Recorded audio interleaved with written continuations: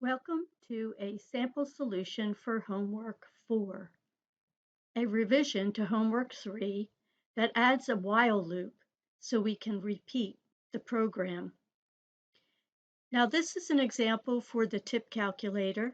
Given an amount of a restaurant bill, based on the customer satisfaction, we can recommend a tip amount. In order to make this run many times, we are going to need to have the loop encompass just about the entire program. So let's take a look at the features added, and then we'll look at a few of the bells and whistles that I've added to this code. The first thing to note is I am using a main function, and that's because we've started using functions, so I thought I would slip it in here. When we want to declare a function, we use the keyword def, then the name of the function, and our programs will always have a main. That is where execution should start. All of the code is then indented inside main that belongs in main. Now I did not break this into multiple functions yet. That will be your job in your next assignment, and you can use this as a starting point or make changes to your own program. But the entirety of the function code will be indented. The first line has a list of valid choices. The valid customer satisfaction choices are 1, 2, 3, or 4. And so I have those inside the list, and that'll allow us to quickly validate if the user's entry is valid.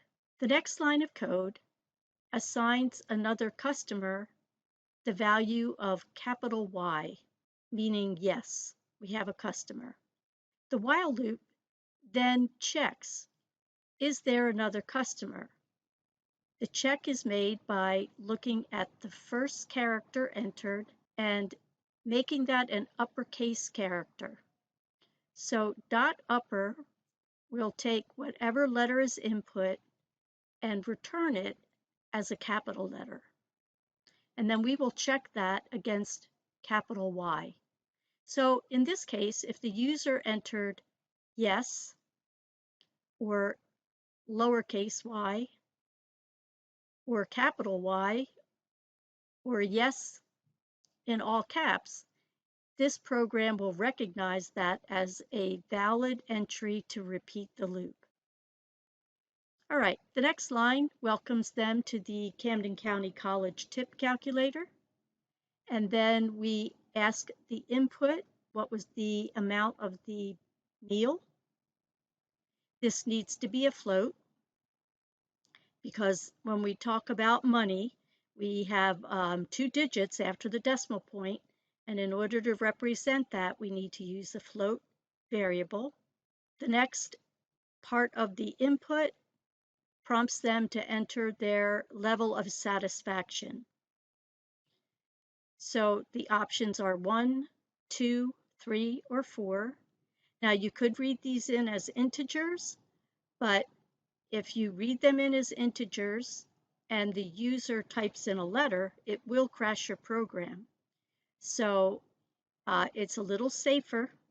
These are safe coding techniques to read it in as a character and then check it against the valid choices list for inputs.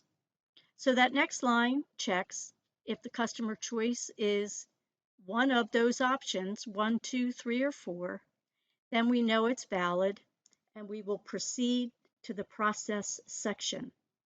Let me scroll down.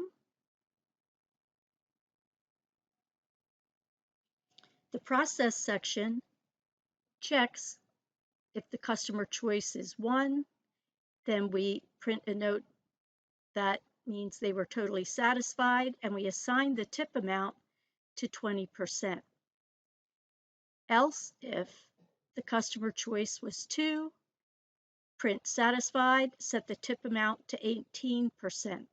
Else, if customer choice 3, print, this is the somewhat satisfied range with a tip amount of 15%. And elif customer choice 4 that was somewhat dissatisfied with a tip amount of 10%. Now, if it wasn't any of those choices, we are going to jump down to the bottom else because it wasn't in the valid list and print a message, invalid tip choice, start over to use the tip calculator. So we're not going to do any of this processing if it wasn't a 1, a 2, a 3, or a 4. Given that it was valid, we then print their satisfaction level with the recommended tip amount, either 10%, 15%, 18%, or 20%. Then we calculate the tip based on the tip value times the meal amount. We calculate the total, that is the meal plus the calculated tip, and then we print the receipt. Notice I have taken advantage of one of Python's libraries that will report on today's date. So when we print our receipt, it will print today's date under our CCC Cafe receipt. Then we see the bill amount printed using the formatting features that Python provides. The suggested tip amount, that's our calculated tip, and the total bill for the customer using a neatly formatted output. Take a look at the formatting for the tip. Notice that I don't have F after the last digit there in the format. We have a percentage. And with .0 and a percent sign, this will print the tip amount as either 10%, 15%, 18%, or 20%. All right, we'll see that in a minute when we run the code. The last line in our loop is another customer equals input. Would you like to use the tip calculator? So after we've processed one customer bill, we then print this message to see if there's another customer. If there is in fact another customer, the program comes back up to the while loop. If the answer is some sort of yes, then we will print the message banner again, welcome to CCC Tip Calculator, ask for the amount of the bill, ask for the satisfaction level, etc., and then compute the bill and suggested tip. So we will stay in this while loop until we get an answer that doesn't correspond to a yes to repeat. That very last line of code, main with the parentheses, that is in column 0, is where the execution will start. We will always start in column 0 for execution to begin, and that immediately calls main that we have defined that includes the entire program. Okay, let's run this. So the valid choices list is set. Another customer is set to capital Y. When we get to the while loop, another customer has a capital Y in the first character location, and we start the input section after the banner of welcome to the CCC Tip Calculator. How much was your bill amount? Let's say it was $34.10, and we were totally satisfied.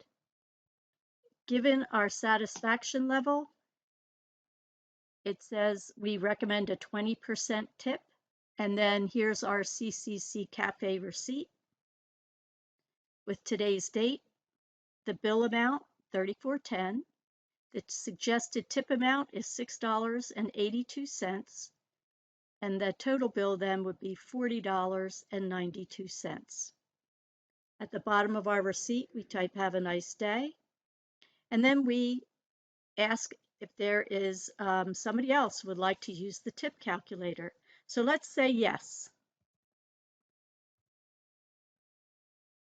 We see our banner welcoming us to the tip calculator because that is the first line of code inside the loop.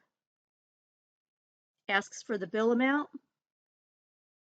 We'll just make this a small amount. We just stopped for breakfast. And we were satisfied this time. So given a bill amount of $12.50 and a rating of satisfied, or level 2, we are going to calculate an 18% tip. For $12.50, that's $2.25 for a total bill of $14.75. And again, we see our receipt printed out neatly, and the repetition here, would we like to do another tip calculation? This time I'm going to say N for no, and that will stop the program. So you should download this code, run it, make sure you recognize how each line controlled the output that we see generated. Be careful with your formatting. If you round floats and they don't have a decimal amount, let's say it was $12.50, then you're not going to see 12.50, you're going to see 12.5. So although the rounding of two places often looks neat, there are a lot of times where it's not going to look correct. So you need to refer to your textbook. That was back in chapter 2. Study those and pick the one out that you need. If you need commas, you can even insert commas. This is an end to a sample solution for homework 4 with a little bit of bells and whistles. We saw the use of a valid choices list. I recommend that as a way to check input. If you'd like to add today's date into your programs, you can do that with today, string date today, as you see coded here. And in order to use that at the top of your program, from the date time library, import date. Happy Python coding!